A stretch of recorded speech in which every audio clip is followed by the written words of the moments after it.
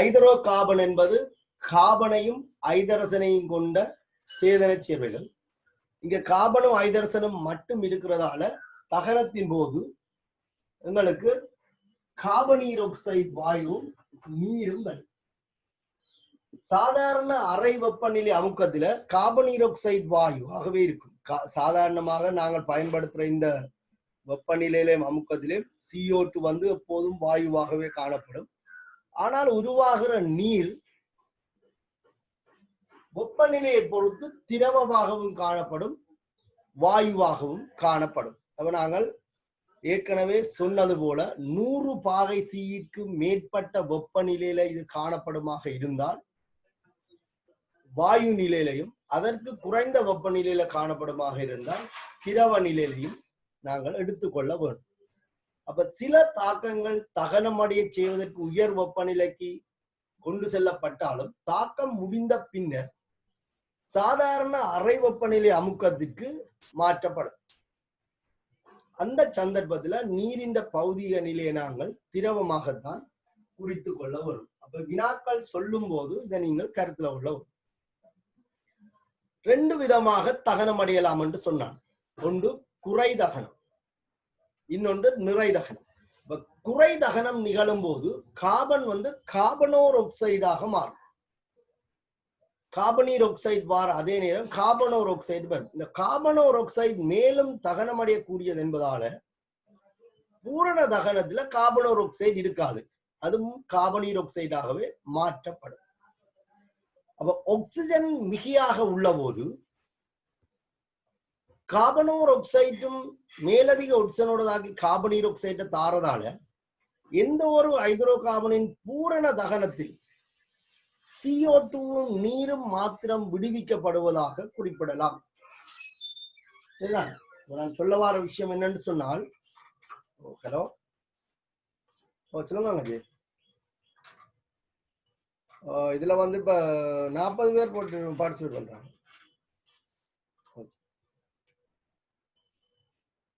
சரிதானே? சாரி, என்னன்னு சொன்னால் இந்த பூரண தகனம் என்ற சொல்ல நாங்கள் இங்க பயன்படுத்தும் போது விளைவு கார்பனீர் ஆக்சைடாகவும் நீராகவும் மாத்திரமே காணப்படுவதாக எடுத்துக்கொள்ளலாம். மிகையாக ஆக்சிஜன் பயன்படுத்தப்படுது. இந்த உருவாகின்ற CO2 ஏதாவது ஒரு ஹைட்ரோக்சைடு கூடாக செலுத்தப்படும் போது அது அந்த ஹைட்ரோக்சைடுகளால உறிஞ்சப்படக்கூடியதாக காணப்படும்.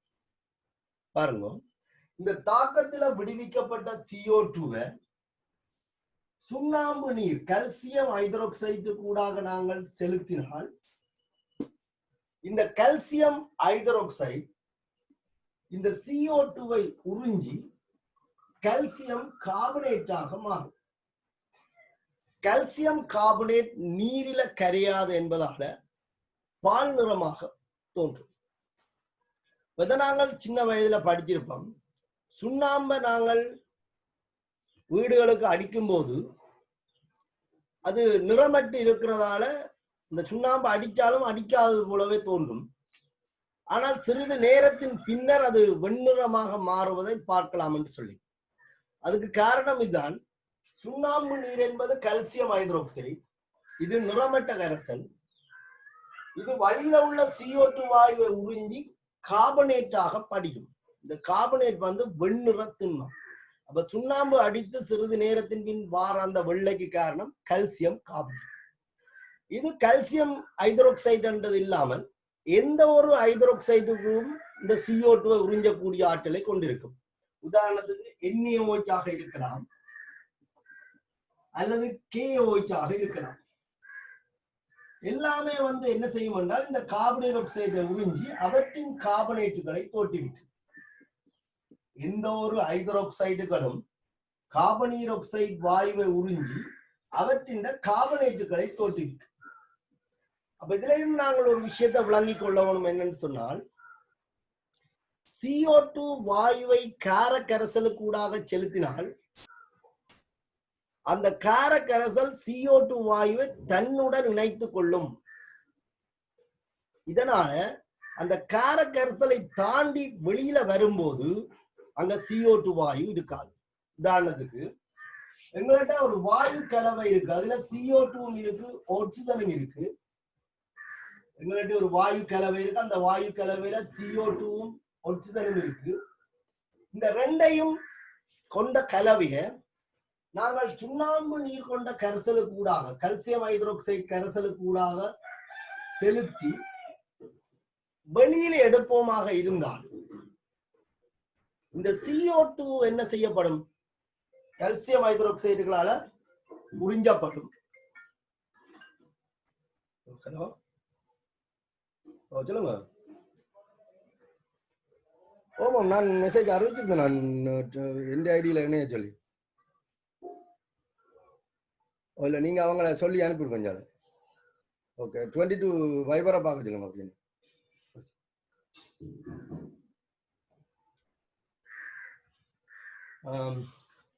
உங்களுக்கு நான் மெசேஜ் போட்டேன்னு பார்க்கல நினைக்கிறேன். நிறைய பேர் அங்கால மெட்ட குதில நிக்கிறீர்கள் என்று கேள்விப்பட்டேன். அவர்கள் சொல்லி விடுங்க ஃப்ரெண்ட்ஸ்களுக்கு. சரி, ஓகே. அப்ப CO2வையும் O2வையும் கொண்ட வாயு கலவைய ஹைட்ரோக்சைடு கரைசலுக்கு கூடாக நாங்கள் செலுத்தினால் அதை தாண்டி வெளியில வரும்போது CO2 உறிஞ்சப்பட்டு வரும், O2 மட்டுமே வெளியில வரும். இப்ப இந்த விஷயத்தை நீங்க ஒரு விளங்கிக் கொள்ளும். எந்த ஒரு ஹைட்ரோக்சைடுகளும், கல்சியம் ஹைட்ரோக்சைடா இருக்கலாம், சோடியம் ஹைட்ரோக்சைடா இருக்கலாம், அல்லது பொட்டாசியம் ஹைட்ரோக்சைடாக இருக்கலாம், எந்த ஒரு ஹைட்ரோக்சைடுகளும் SO2 CO2 வாயுக்களை உறிஞ்சக்கூடிய ஆற்றலை கொண்டிருக்கும். சரியா? இந்த விஷயத்தை ஒரு நீங்கள் எழுதிக் கொள்ளுவோம். எந்த ஒரு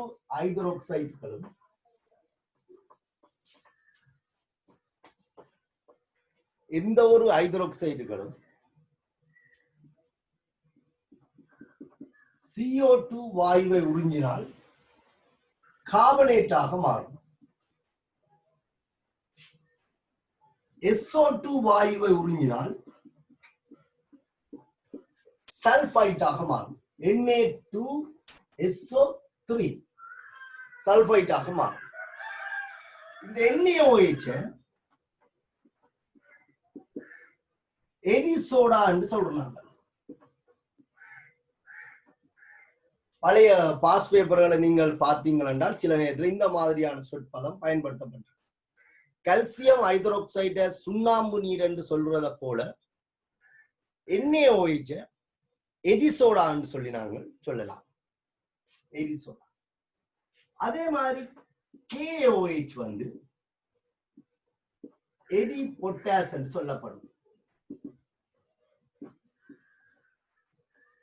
சரி, KOH வந்து எடி பொட்டாஸ் என்று சொல்லி சொல்லப்படும்.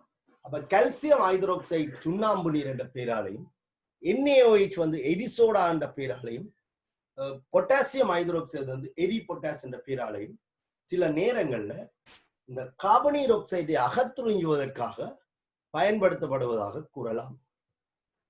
சரியா? இப்ப நீங்க இதுல கொஞ்சம் விஷயம் கதைச்சிருக்கிறோம். ஹைட்ரோ கார்பன்கள் தகனம், ஹைட்ரோ கார்பன்கள் பூரணமாக தகனம் அடையும் போது கார்பனீராக்சைடு வாயுவும் நீராவியும் விடுவிக்கப்படும். வெப்பநிலை 100 பாகையோட குறைவாக இருந்தால் நீராவி திரவ நிலையில ஒடுங்கிடும், CO2 வாயு நிலையில இருக்கும். இந்த CO2வை ஒரு ஹைட்ரோக்சைடு கரைசலுக்கூடாக செலுத்தும் போது அந்த ஹைட்ரோக்சைடு அந்த CO2வை உறிஞ்சி விடும் சொல்லி நாங்கள் குறிப்பிட்டிருக்கிறோம். சரியா? ஹைட்ரோ கார்பன்களை சமப்படுத்துற சம்பந்தமாக நாங்கள் ஒருக்கா பார்ப்போம். கொஞ்சம் கவனிச்சு கொள்ளுவோம். கொஞ்சம் விளங்க கஷ்டமாக இருக்கலாம். தாக்கங்களை நாங்கள் சமப்படுத்துறது இன்னும் படிக்கையில, ஆகவே நீங்கள் கவனமா இருக்கு.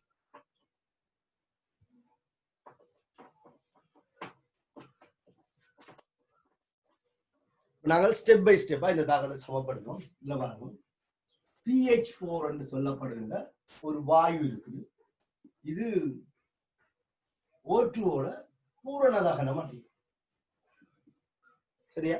மெதேன் வந்து O2வோட பூரண தகனம் அடையும். அப்ப விளைவுகள் என்ன? அதான் நான் உங்களுக்கு ஏற்கனவே சொல்லியிருக்கேன். ஆக்சிஜன் மிகையாக இருக்கும் போது பூரண தகனம் என்று சொன்னால் கார்பனீராக்சைடு வாயு நீரும் தான் உருவாகும். ஆகவே CO2 வாயு நீரும் உருவாகும். நீரின் பௌதிக நிலையை பற்றி நாங்கள் பிறகு யோசிப்போம். இப்ப எங்களுக்கு அவசியம் இல்லை. நாங்கள் இப்ப தாக்கத்தை தானே சமப்படுத்த போறோம்.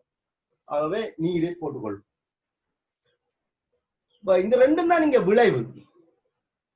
ஒரு தாக்கம் பீசமான ரீதியில சமப்படுத்தப்பட்டிருக்க வேண்டும். ஆகவே சமப்படுத்தும் போது இதுல கவனிங்க, இங்க எத்தனை கார்பன் இருக்கு? CH4ல ஒரு கார்பன் இருக்கு. விளைவிலையும் CO2ல ஒரு கார்பன் இருக்குது. ஆகவே கார்பன் சமப்பட்டிருக்கு. இந்த ஹைட்ரோ கார்பன்களோட தகனத்தை நீங்கள் சமப்படுத்தும் போது முதலில கார்பனை சமப்படுத்தணும். இங்க எத்தனை கார்பன் இருக்கு? 1. அப்ப இங்கேயும் ஒரு கார்பன் இருக்கு. அடுத்ததான் நீங்கள் சமப்படுத்த வேண்டிய மூலகம் ஐதரசன். இங்க எத்தனை ஐதரசன் இருக்கு? மெதேன் CH4 4 ஐதரசன் இருக்கு. ஒரு நீரில 2 ஐதரசன் இருக்கு. அப்ப 4 ஐதரசன் விளைவுல வர வேணும்னு சொன்னால் இதுல நாங்கள் 2 நீரை கருத வேண்டும். அதாவது இதுல 4 இருந்தால் இதுல 2 இந்த 4 இந்த 2ஆல பிரிச்சு வார பெருமானத்தை இதுல பிரதிட்டோம்னா சரி. இப்ப பாருங்க, இதுல CH4ல 4 ஐதரசன் இருக்குது. ஒரு நீர்ல 2 ஐதரசன் இருக்கு. அப்ப 2 நீர்ல 4 ஐதரசன் இருக்கு. இது என்ன மாதிரி கணிச்சம் இருக்கா பார்த்துக்கோங்க. இந்த எண்ணிக்கைய 2ஆல பிரிச்சு வந்த குணகத்தை இதுல பிரதிட்டு. அப்ப கார்பனும் சமப்படுத்தப்பட்டுட்டு ஐதரசனும் சமப்படுத்தப்பட்டுட்டு இனி நாங்கள் அடுத்ததாக சமப்படுத்த வேண்டிய ஆக்சிஜன். விளைவே இருக்கிற மொத்த ஒட்சன் எண்ணிக்கையை பார்ப்போம். கவனிங்க, ஒரு CO2ல 2 ஒட்சன் இருக்கு. அப்ப விளைவில இருக்கிற ஒட்சன் எண்ணிக்கை 2. ஒரு நீர்ல ஒரு ஒட்சன் இருக்கு. ஆனா இங்க 2 நீர் இருக்கு. ஆகவே 2 தடவை உண்டு. அப்ப விளைவில உள்ள மொத்த ஒட்சன் எண்ணிக்கை என்பது கார்பனீர் ஆக்சைடு வாயுவில உள்ள ஒட்சன் எண்ணிக்கை சக நீரில உள்ள ஒட்சன் எண்ணிக்கை. அப்ப கார்பனீர் ஆக்சைடு வாயுவில 2 ஒட்சன் இருக்கு. ஒரு கார்பனீர் ஆக்சைடு தான் இருக்கு. நீரில ஒரு ஒட்சன் இருக்கு. ஆனா இங்க 2 நீர் இருக்கு. ஆகவே விளைவில உள்ள மொத்த ஒட்சன் எண்ணிக்கை என்பது 2 சக 2 4. இந்த 4 பாக்கியில எத்தனை ஒட்சன் இருக்கு? 2 இருக்கு. அப்ப இதுல வந்த இந்த ஒட்சன் எண்ணிக்கையை 2ஆல பிரிச்சு வந்த குணகத்தை இங்க கொண்டு பிரதியீடு செய்யலாம். 2 அந்த 2 கொண்டு இதுல பிரதியீடு செய்தோம். இப்ப இது சமப்படும். சொல்ல வார விஷயத்தை கொஞ்சம் கவனிச்சுக்கணும். அங்கால கொஞ்சம் சிக்கல் தன்மை. முதல்ல கார்பனை சமப்படுத்தணும். அப்ப இங்க எத்தனை கார்பன் இருக்கு? 1. இதுலயும் ஒரு கார்பன் நம்ம சமப்பட்டு இருக்கு. அடுத்த ஐதரசனை சமப்படுத்தணும். இங்க 4 இருக்குது. நீர்ல 2 இருக்குது. அப்ப 2 போடுறேன். அது எப்படி போடுறேன்னா மொத்த எண்ணிக்கை இந்த 2ஆல பிரிச்சுட்டு வந்த குணகத்தை போடுறோம். அடுத்த ஒட்சனை சமப்படுத்த போறோம். விளைவில உள்ள மொத்த ஒட்சன் எண்ணிக்கை கூட்டி பார்க்கணும். ஒரு ஓற்று மூலக்கூறுல 2 ஒட்சன் இருக்கு. ஆகவே 2ஆல பிரிச்சு வந்த குணகத்தை போடுறோம். சரியா? ஓகே. அடுத்ததாக C2H6 என்ற இன்னொரு ஹைட்ரோ கார்பனை பற்றி பார்ப்போம். அப்ப இதுவும் பூரண தகனம் அடையும் போது கார்பனீர் ஆக்சைடு வாயுவும் நீரும் விடுவிக்கப்படும். அப்ப நான் சொன்னது போல நீங்க இதை சமப்படுத்தணும். இங்க எத்தனை கார்பன் இருக்கு? 2 கார்பன். இதுல ஒரு CO2 இருக்கு. அப்ப இதுல 2 போடணும். இதுல 6 ஐதரசன் இருக்கு. இதுல 2 இருக்கு. அப்ப 6 2ஆல பிரிச்சு வந்தால் குணகம் 3. அப்ப இதுல 3 H2O போடணும். இப்ப நீங்க உடனடியாக கார்பனையும் ஐதரசனையும் சமப்படுத்தலாம். இங்க இருக்கிற கார்பன் எண்ணிக்கையில CO2 வரும். ஐதரசன் எண்ணிக்கை அரபாசியில H2O வரும். ஒட்சன் சமப்படுத்த கொஞ்சம் உங்களுக்கு குழப்பம் வரும். கவனிங்க, ஒரு கார்பனீர் ஆக்சைடுல 2 ஒட்சன் இருக்கு. இங்க 2 கார்பனீர் ஆக்சைடு இருக்கு. ஆகவே 4 ஒட்சன் வரும். ஒரு நீர்ல ஒரு ஒட்சன் இருக்கு. இதுல 3 நீர் இருக்கு. அவை 3ஆல பிரிக்கும். அப்ப விளைவில உள்ள மொத்த ஒட்சன் எண்ணிக்கை என்பது 4 சக 3 7. தாக்கியில ஏற்கனவே 2 இருக்கு. ஆகவே இந்த எண் வருமானத்தை 2ஆல பிரிச்சோம்னு சொன்னால் 7/2 வரும். அப்ப மொத்த ஒட்சன் எண்ணிக்கை என்ன? 7. அப்ப இங்க 7 2 பீசமாக இருந்தால் இந்த 2 மட்டுப்பட தாக்கிலேயும் 7 ஒட்சன் வரும், விளைவிலையும் 7 ஒட்சன். இதே மாதிரி இது பின்னத்துல இருக்கக்கூடாது என்று எனக்கு விளங்குது. ஆனால் நாங்கள் இப்ப சமப்படுத்துவோம், பின்னத்துல வச்சு பேருந்து நாங்கள் பின்னத்தை நீக்குவோம். அடுத்தது நம்ம சமப்படுத்துவோம். C3H8 என்று சொல்லப்படுகின்ற வேறொரு ஹைட்ரோ கார்பன். இந்த ஹைட்ரோ கார்பனும் ஒட்சிஜனோட பூரணமாக தகனமடையும் போது கார்பனீர் ஆக்சைடும் நீரும் தான் விடுவிக்கப்படும். இங்க எத்தனை கார்பன் இருக்கு? இங்க இருக்கிற கார்பன் எண்ணிக்கை 3. அப்ப 3 CO2 வரும். இதுல எத்தனை ஹைட்ரஜன் இருக்கு? 8. இதுல 2 இருக்கு. அப்ப இந்த 8 2ஆல பிரிச்சோம்னா 4. அப்ப இதுல 4 நீர் வரும். விளைவில் உள்ள மொத்த ஒட்சன் எண்ணிக்கை காணணும். ஒரு கார்பனீர் ஆக்சைடுல 2 ஒட்சன் இருக்கு, இதுல 3 கார்பனீர் ஆக்சைடு இருக்கு. அப்ப 6 ஒட்சன் வரும். ஒரு நீரில 1 ஒட்சன் இருக்கு, இங்க 4 நீர் இருக்கு, ஆகவே 4 ஒட்சன் வரும். விளைவில் உள்ள மொத்த ஒட்சன் எண்ணிக்கை என்பது CO2ல இருக்கிற 6 ஒட்சன், நீர்ல இருக்கிற 4 ஒட்சன், 10 ஒட்சனாக இருக்கு. தாக்கியில ஏற்கனவே 2 இருக்கு, அந்த 2ஆல நாங்கள் இதை பிரிக்கிறோம். பிரிச்சால் 5. 5. இப்ப சமப்படுத்தி பாருங்க. இங்க 3 கார்பன் இருக்கு, இதுல 3 கார்பன் இருக்கு. இங்க 8 ஹைட்ரஜன் இருக்கு, இதுல 8 ஹைட்ரஜன் இருக்கு. இதுல 10 ஒட்சன் இருக்கு, இதுல 6 ஒட்சன், இதுல 4 ஒட்சன், 10 இருக்கு. இந்த முறையில ஹைட்ரோ கார்பன்களை நாங்கள் சமப்படுத்தலாம். சரிதான்? திருப்பி ஒருக்கா கவனிச்சு கொள்ளுங்க. CH4 O2ஓட தகனம் அடையுது. பூரண தகனம் அடையும் போது CO2வும் நீராவியும் மாத்திரம் விடுவிக்கப்படும் சொல்லி நாங்கள் சொல்லிக்கொள்ளலாம். அப்ப CO2 தகனத்துல CH4 தகனத்துல CO2 நீராவி தான் வரும். இங்க ஒரு கார்பன் இருக்குது, ஆகவே இதுல 1 போட்டால் கார்பன் எண்ணிக்கை சமப்பட்டு இருக்கு. இங்க 4 ஹைட்ரஜன் இருக்குது, ஒரு நீர்ல 2 ஹைட்ரஜன் இருக்கு. அப்ப 4 2 போட்டால் 2 குணகமாக வரும். ஹைட்ரஜனும் சமப்பட்டுடும். ஒட்சிஜனை சமப்படுத்துவதற்கு விளைவில் உள்ள ஒட்சிஜன் மொத்த எண்ணிக்கை காணணும். விளைவில் உள்ள மொத்த ஒட்சிஜன் எண்ணிக்கை என்பது கார்பனீர் ஆக்சைடுல உள்ள எண்ணிக்கை சக நீரில உள்ள எண்ணிக்கை. அப்ப கார்பனீர் ஆக்சைடுல எத்தனை ஒட்சிஜன் இருக்கு? 2 ஒட்சிஜன். இதுல ஒரு கார்பனீர் ஆக்சைடு இருக்கால மொத்த ஒட்சிஜன் எண்ணிக்கை 2. ஒரு நீர்ல 1 ஒட்சிஜன் இருக்கு, இங்க 2 நீர் இருக்கால 2 ஒட்சிஜன். மொத்தம் 4 ஒட்சிஜன் விளைவில் இருக்கு. ஆனா தாக்கியில் ஏற்கனவே 2 ஒட்சன் இருக்குதானே, அந்த 2ஆல பிரிக்கலாம். பிரித்தால் விளைவு 2 வரும். அந்த 2 கொண்டு வந்து இதுல பிரதி. இதே போலதான் இங்கேயும் பார்க்கலாம். இதுல 2 கார்பன் இருக்கு, ஆகவே 2 கார்பனீர் ஆக்சைடு போடுறோம். 6 ஒட்சன் இருக்குது, 6 ஹைட்ரஜன் இருக்குது, 2ஆல பிரிச்சு 3 அந்த குணாத்தை இதுல போடுறோம்.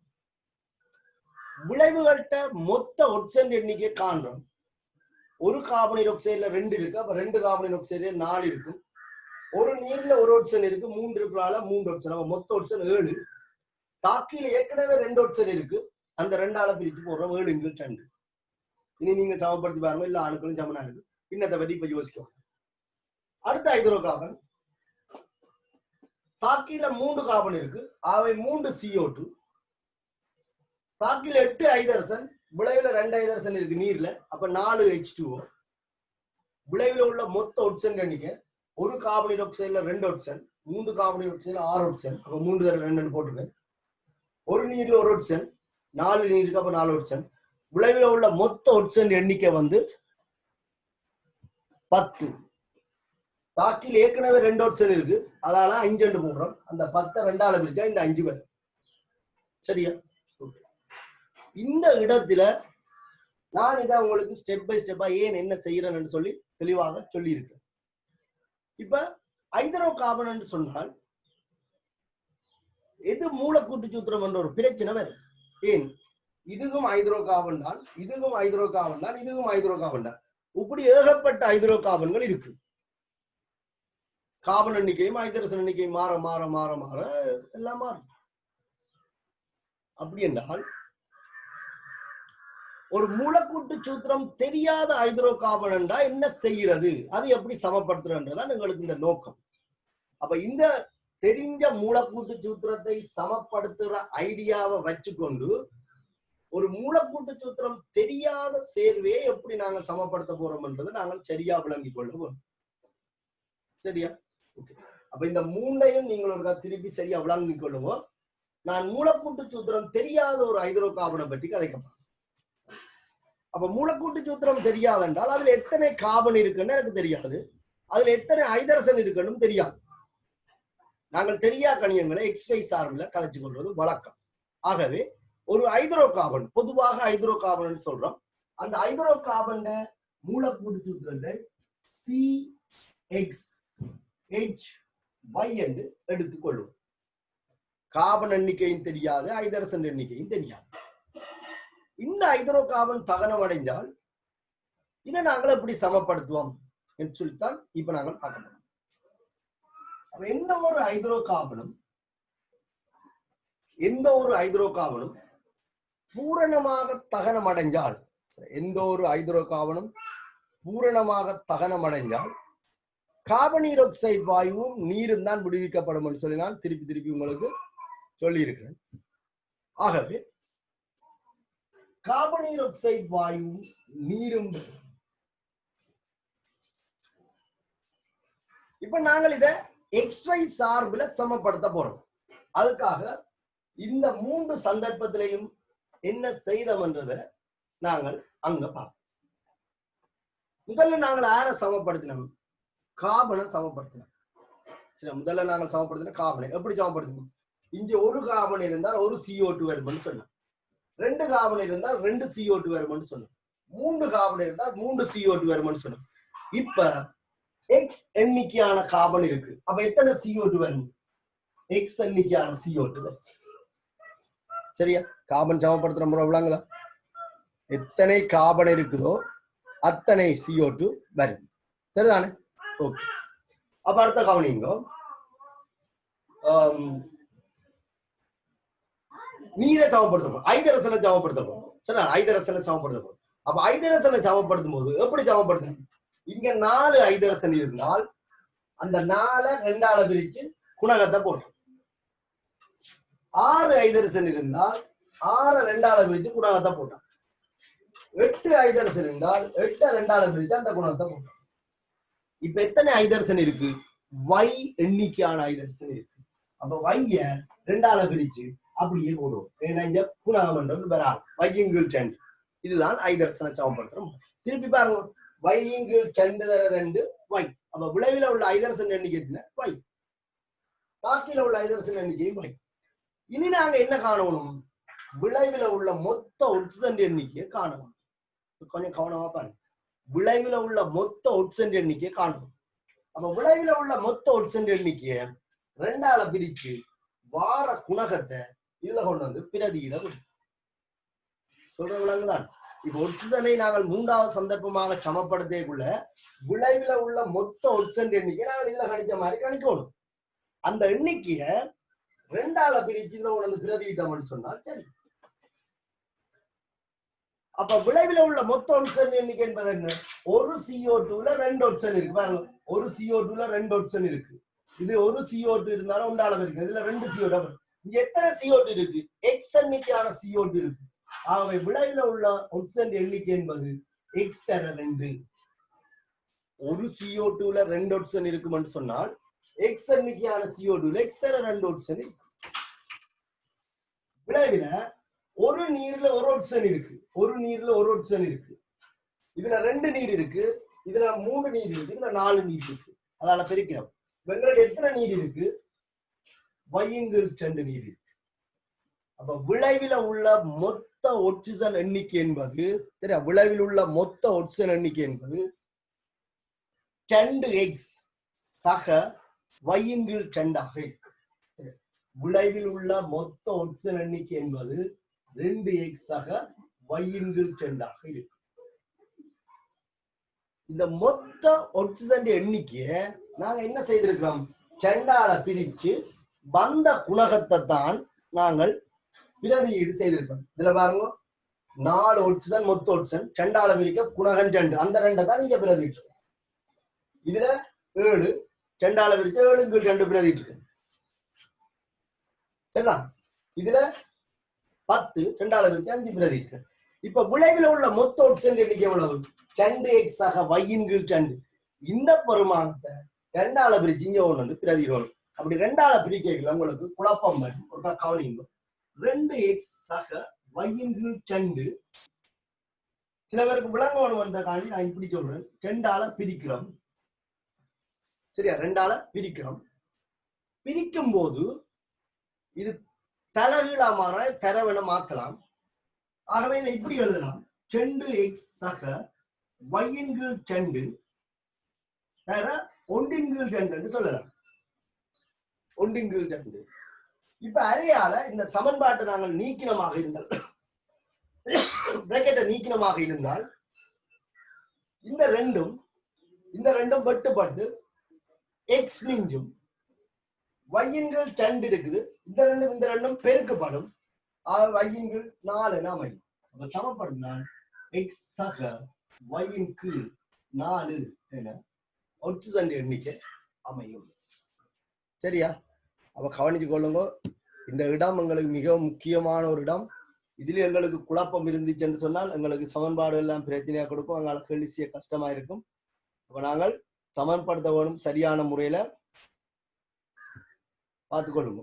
சரி, ஆகவே மூலக்கூட்டு சூத்திரம் தெரியாத ஒரு ஹைட்ரோ கார்பனை நாங்கள் தகனத்துக்கு உட்படுத்தும் போது, மூலக்கூட்டு சூத்திரம் தெரியாத ஒரு ஹைட்ரோ கார்பனை தகனத்துக்கு உட்படுத்தும் போது அது என்ன மாதிரி சமப்படுத்தப்படும் என்பதை நீங்கள் விளங்கி சமப்படுத்திக் கொள்ளணும். அப்படி உங்களுக்கு விளங்கவும் இல்லையோ பாடமாக்கி கொள்ளும். CXHY என்று சொல்லப்படுகின்ற மூலக்கூட்டு சூத்திரம் தெரியாத ஒரு ஹைட்ரோ கார்பன் பூரண தகனத்துக்கு உட்படும் போது HCO2வையும் y/2 எண்ணிக்கையான நீரையும் X+Y/4 என்று சொல்லப்படுகிற அளவு எண்ணிக்கையான ஆக்சிஜனையும் கொண்டிருக்கும். இந்த தாக்கம் பூரணமாக நிகழும் போது இந்த பீசமான குணகங்கள் இந்த மாதிரி தான் இருக்கும். இவருடைய பீசமான 1 இருக்கும், இவருடைய பீசமான x ஆக y/4 இருக்கும், இவருடைய பீசமானம் x இருக்கும், இவருடைய பீசமானம் y/2 காணப்படும். சரியா? அப்ப திருப்பி ஒரு கவனித்து கொள்ளுங்க, ஹைட்ரோ கார்பன்களை பூரணமாக தகனமடைய செய்யும் போது இந்த மாதிரி தான் இந்த சமன்பாடு அமையும். ஆகவே இது நீங்கள் விளங்கி சமப்படுத்தி கொள்ளுங்க, அல்லது பீசமானத்தை ஞாபகத்துல வச்சுக்கணும். சரியா? இந்த பாடம் தற்சமயம் இருக்கிற சிலபஸ்ல வெளிப்படையாக இப்படி இல்லை. இந்த வாயுக்கள்கிட்ட தகனம், கேலி-சாக்கின் விதி இந்த மாதிரி சிலபஸ்ல இல்லை இது. ஆனால் 2011ஆம் ஆண்டுக்கு பிறகு இது சம்பந்தப்பட்ட சில கேள்விகள் வந்து கொண்டிருக்குது. அங்க நாங்கள் பீசமான விகிதம், கனவளவு விகிதம் என்ற ஒரு தொடர்பை பிரயோகிச்சுதான் அந்த வினாக்களை அணுகிறோம். பழைய 2011க்கு முற்பட்ட காலப்பகுதியில இருந்த சிலபஸ்ல போட்டது போல ஆழமான கேள்விகளை போடாட்டாலும் பகுதி 1ல ஒரு சில சந்தர்ப்பங்களில் இந்த கேள்விகள் வந்து கொண்டிருக்குது. ஆகவே கேல்சாக்கின் விதி என்று சொல்லி இதை நாங்கள் படிப்பிக்காம விட்டாலும் இந்த வாயுக்கள்கிட்ட தகனம் என்ற பெயரில நாங்கள் இந்த விஷயத்தை குறிப்பிடுறோம். இது அவுட்டர் சிலபஸ் ஆன ஒரு விஷயமாக தான் கருதப்படுது. ஆனா பாஸ் பேப்பர்ல 2013லயும் கேள்வி இருக்குது, அதுக்கு பிற்பாடும் இந்த விஷயத்தை அடிப்படையாக கொண்டு கேள்வி இருக்கு. ஆகவேதான் நாங்கள் இதை படிப்பிச்சு கொண்டு இருக்கிறோம். சரி, சில நேரத்துல இதை இப்ப நீங்க பார்க்கும் போது அல்லது வேற ஏதாவது போது யாராவது சில நேரத்துல இதை பற்றி டிஸ்கஸ் பண்ணலாம். இது அவுட்டர் சிலபஸ் விஷயம் உண்டு, அந்த விஷயம் எங்களுக்கும் தெரியும். ஆனால் கேள்விகள் 2011க்கு பிறகும் வந்து கொண்டுதான் இருக்குது. ஆகவே இந்த விஷயத்துல கொஞ்சம் கன்சன்ட்ரேட் பண்ணுவோம். சரி, அப்ப இப்ப உங்களால ஒரு மூலக்கூட்டு சூத்திரம் தெரியாத ஹைட்ரோ கார்பன் தகனம் அடைஞ்சால் அது எப்படி சமப்படுத்துறன்னு சொல்லி சொல்ல முடியும். சரி, ஓகே. அப்ப நான் இதை அழிக்கிறேன்.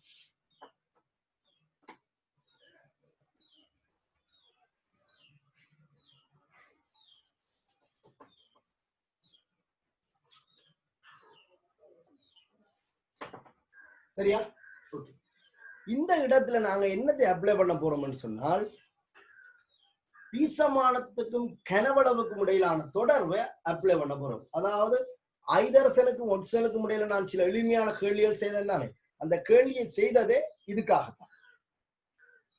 என்ன மாதிரின்னு சொன்னால் தாக்கமடைகிற ஐதரோ கார்பன் கனவளவுக்கும், சரியா, தாக்கமடைகின்ற ஐதரோ கார்பன் கனவளவுக்கும் தாக்கமடைகிற ஒட்சிஜன் கனவளவுக்கும் இடையிலான விகிதம் இந்த ஐதரோ கார்பன் பீசமானத்துக்கும் ஒட்சிஜன் பீசமானத்துக்கும் இடையிலான விகிதத்திற்கு சமனாக இருக்கும். அதாவது பீசமான விகிதம் மூல் விகிதம் என்று சொல்லி நாங்கள் குறிப்பிட்டது போல ஐதரசன் தகனத்துல பீசமான விகிதம் கனவளவு விகிதம் என்று குறிப்பிட்டது போல இங்கேயும் பீசமான விகிதம் கனவளவு விகிதம் என்ற தொடர்பை நாங்கள் பயன்படுத்தலாம். ஆகவே பீசமானம் CxHy என்ற பீசமானத்துக்கும் பீசமானம் O2 என்ற பீசமானத்துக்கும் இடையிலான விகிதம் தாக்கமடைகிற CxHy என்ற கனவளவுக்கும், விளங்கிக் கொள்ளுங்க, எத்தனை மில்லி லிட்டர் தாக்கமடைதோ அது இந்த கனவளவுக்கும் தாக்கமடைகிற O2 என்ற கனவளவுக்கும் இடையிலான விகிதத்துக்கு சமனாக இருக்கும். இதுல கவனம், தாக்கமடைகிற சில நேரத்தில் எக்ஸஸாக இருக்கும், மிகையாக இருந்தால் அந்த கனவளை அப்படியே போடலாம். எவ்வளவு தாக்கமடைதல் பார்த்து அதுக்கு இடையிலான விகிதம் போடலாம். அப்ப பீசமான விகிதம் CxHyக்கும் O2க்கும் இடையிலான பீசமான விகிதம் என்பது தாக்கமடைகிற CxHy என்ற கனவளவுக்கும் தாக்கமடைகிற O2 என்ற கனவளவுக்கும் இடையிலான விகிதத்துக்கு சமனாக இருக்கும். நாங்கள் இந்த தொடர்பை குறிப்பிடலாம். இதே போல பீசமானம் CxHy என்ற பீசமானத்துக்கும் CO2 என்ற பீசமானம் இடையிலான விகிதம் தாக்கமடைகிற CxHy என்ற கனவளவுக்கும் உருவான CO2 என்ற கனவளவுக்கும் இடையிலான விகிதத்துக்கும் சமனாக இருக்கும். நாங்கள் இந்த தொடர்புகளை எல்லாம் வாயுக்களுக்கு மாத்திரமே பயன்படுத்தலாம் என்று சொல்லி இருக்கிறேன். ஆகவே இதுக்குள் போனோம். பீசமான விகிதம் சமன் கனவளவு விகிதம் என்ற தொடர்பு வாயுக்களுக்கு மாத்திரமே பயன்படுத்தக்கூடியது. பீசமானம் CxHy கீழ் பீசமானம் CO2 வாயு என்பது தாக்கின CxHy என்ற கனவளவுக்கும் உருவான CO2 என்ற கனவளவுக்கும் இடையிலான விகிதத்துக்கு சமனாக. வேண்டாம், CO2 என்பது விளைவு, அப்ப அது இங்க உருவாகும் விகிதத்துக்கு சமனாக. இதே போல எந்த ரெண்டு பேருடைய பீசமானங்களுக்கு இடையிலான விகிதமும் ரெண்டு பேருடைய கனவளவு விகிதத்துக்கு நீங்க அப்ளை பண்ணலாம். H2Oவுக்கு அப்ளை பண்ணும்போது நான் சொன்னது போல இதுவும் வாயுவாக இருந்தால் நீங்கள் பாவிக்கலாம். பீசமான வீதம் கனவளவு வீதம் என்பதை இதுவும் வாயுவாக இருந்தால் பாவிக்கலாம். அது திரவமாக இருந்தால் இந்த தொடர்பு செல்லாது. அப்ப நீங்கள் எந்த ரெண்டு கூறுகளையும் எடுக்கலாம். இந்த பீசமானம் O2 அதன் கீழ் பீசமானம் CO2 என்று சொன்னால் தாக்கிய O2 என்ற கனவளவுக்கும் உருவான CO2 என்ற கனவளவுக்கும் இடையிலான விகிதம் என்று சொல்லலாம். இந்த தொடர்பை H2Oவுக்கும் பயன்படுத்தலாம் பௌதிக நிலை வாயுவாக இருந்தால். இப்ப நாங்கள் பீசமானம் CxHy இன் கீழ் பீசமானம் H2O என்று சொல்லலாம். எப்ப H2O வந்து திரவ நிலையில இல்லாமல் வாயு நிலையில இருந்தால், அப்ப வாயுவாக இருந்தால் இதை நீங்கள் பயன்படுத்தலாம். இந்த தொடர்பு வாயுக்களுக்கு மட்டுமே செல்லுபடியாக கூடிய ஒன்று. அப்ப நீங்க திருப்பி ஒரு விளங்கிக் கொள்ளுங்க. பீசமான விகிதம் மூல் விகிதம் என்பது எங்களுக்கு பரிச்சயமான ஒன்று. இந்த தொடர்பை பீசமான வீதம் கனவளவு வீதம் என்று சொல்லியும் பயன்படுத்தலாம். ஆரம்ப காலத்துல மூலக்கூட்டு சூத்திரம் தெரியாத காலத்துல பீசமான வீதம் கனவளவு வீதம் என்பதை பரிசோதனை வாயிலாக உறுதிப்படுத்திட்டு இருக்கிறாங்க. அதுதான் இந்த பழைய சிலபஸ்ல உள்ள தியரி. அப்ப பீசமான வீதம் கனவளவு வீதம் என்பது வாயுக்களுக்கு இடையில மட்டும் பயன்படுத்தக்கூடியது. 2 தாக்கிகளுக்கு இடையில பயன்படுத்தலாம், அல்லது 2 விளைவுகளுக்கு இடையில பயன்படுத்தலாம், அல்லது ஒரு தாக்கிக்கும் விளைவுக்கும் இடையில பயன்படுத்தலாம். எந்த 2 பேருக்கு இடையிலும் இது பயன்படுத்தலாம். ஆனால் பௌதீக நிலை வாயு நிலையில கட்டாயம் இருக்க வேண்டும். சரியா? இந்த விஷயத்தை நீங்க விளங்கிக் கொள்ளுங்க. ஒரு நோட்ஸை சரியா நீங்க எழுதி கொள்ளுங்க. சமப்படுத்துறது மிக முக்கியம். சமப்படுத்த முடியாட்டா பாடமாகி கொடுங்க. அது சமப்படுத்துற கஷ்டம் இல்லை. அதுக்குதான் நான் அந்த 3 தாக்கத்தை உதாரணமாக செய்து கொண்டு வந்தேன். அதே முறையில ஆன்சர் போட்டுருக்கீங்க. நான் கேள்வி எழுதினோடனே ஆன்சர் போட்டிருக்கேன். குட். சமப்படுத்தி சரியான ஆன்சர் போட்டுருக்காங்க. அப்ப உங்களால முடியுதுன்னு நான் நினைக்கிறேன். நீங்க இதை சமப்படுத்தி இந்த தொடர்புகளை இருக்கா எழுதி வைங்க. எந்த 2 பேருக்கு இடையிலையும் பயன்படுத்தலாம். ஆனா அந்த 2 வாயுக்களாக இருக்க வேண்டும். சரி, அப்ப இது மிக கவனம். தச்சமயம் குழப்ப வாய்ப்பு இருக்கு. கேள்விகள் நாங்கள் அடுத்தடுத்த வகுப்புல பார்ப்போம். சரியா? டைம் அவுட் ஆகுது. நான் 1 hour 2 போட்டிருந்தது இந்த ஐடியில இருந்து செய்ய 45 நிமிஷம் தான் செய்யலாம். ஆகவே அடுத்த கிளாஸ்ல நாங்கள் பார்ப்போம். சரி.